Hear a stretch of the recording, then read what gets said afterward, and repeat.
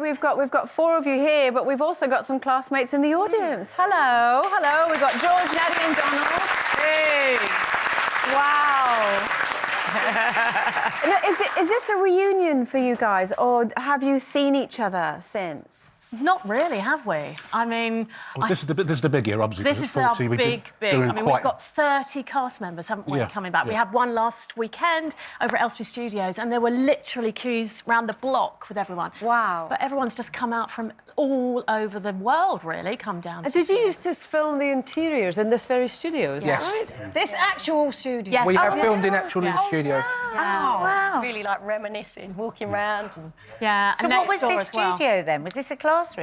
No, this was TC2 and TC1, isn't it? And we used to have loads of different sets. So the classrooms, the houses, whatever they needed, it was in this building.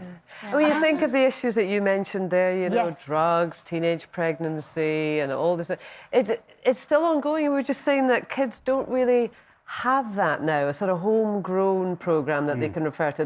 My kids watch American stuff. They don't watch stuff that is really relevant to their lives. And actually, it would be great that they could have something like that. Well, I think most kids don't watch TV at all. They're on the computers like mine. So I think it was the first time Grange Hill came along. It used to be like Billy Bunter or Jolly Hockey Sticks. It was the first time I actually heard children speak like they really spoke in school, and I think that's what the difference was. And you were so hot. Oh, I used to dream about you, Todd. Then, of course, years later, we were in EastEnders together. We were indeed, I was like, there he is, there he is.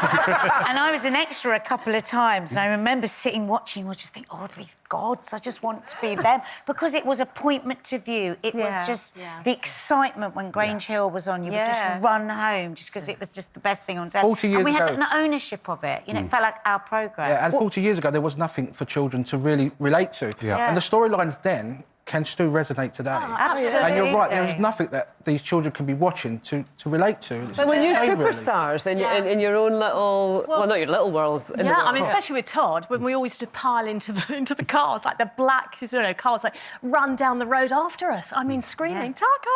And they'd have to put their foot on the pedal and off we go. It was crazy. Got a DVD series coming out as well. Yeah, that's right. I think it's the 19th of November this year. Do you our think series. there's any chance of getting kids now to watch it? I mean, It's quite surprising. Would it? At the Grange Hill reunions now, there's a very young group of kids that come in. They're only like 19 to like maybe 22. Yeah. You think, well, when did you start? My mum showed me the show. Yeah. And they're so much in love. And they can even yesterday I had a Facebook request from a girl in Canada who'd seen it online and said, I can really resonate to it. When's the DVDs coming out? And I said, luckily they are, which is a result. So we should remind people who you played, because it is a bit of a long time ago. I mean, Linda, you were Susie. I played Susie, yes. Yeah, exactly. you were Roland. Rowland. Roland, yes. Tucker, of course. I played Faye. And you had the affair with the teacher. I did have an affair with the teacher. What was the sort of feedback then from people in the street? Everybody just used to shout out Mr. King, because that was the teacher's name. Yeah. But it was all right, really. You know, everyone was really nice. I think from my point of view, I thought I was having an affair with him, but he didn't. So I'm not quite so sure it was, you know... Bit infatuation. Yeah, I think it was more. And I did sit in his car, so I don't know how that stands. But, and Erkan, obviously, you played Roland, and yours was such an important part to play. Yeah, I mean, I was very lucky to be able to play Roland. And he was bullied so much. And I think, you know, every child gets some kind of form of bullying in the schools. And it was... At the time, you know, we had like 15 million viewers who'd see Roland get bullied weekly. And, you know... Kids can relate to him. Yeah. And also the bullies, because it really is the thing that sometimes people don't realise that they're bullying.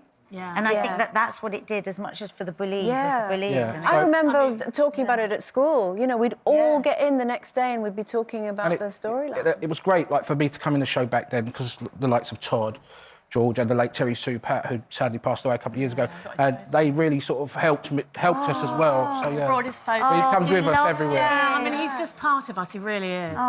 Huge part of us. A huge part of us. And really huge part. they helped, and, you know, and with his loss, you know, has affected all of us in one way. And he's one of the first people we talk about when we all meet up. Yeah, no memories, so many. And I mean, the bullying I had as well as Susie. Yeah. So George, who played Alan, my boyfriend, taught me judo. I mean, we actually learnt proper judo. So at the end of it, after Alex Kingston, who played one of the parts, was sort of bullying me, and Susie wanted to do her homework, you know, and then in the end, she literally threw over her shoulder at the end of the episode. And it's just amazing. And then the whole country went, yes! Now you had the brilliant Just Say No thing. Yes. The drugs campaign and the song, and some of you went to the White House. Alison and myself, How was that? Amazing, I imagine, at that age. Yeah, it was brilliant. I mean, it's not often you go And to you the met White Nancy House. Reagan? Met Nancy, That's right, yeah.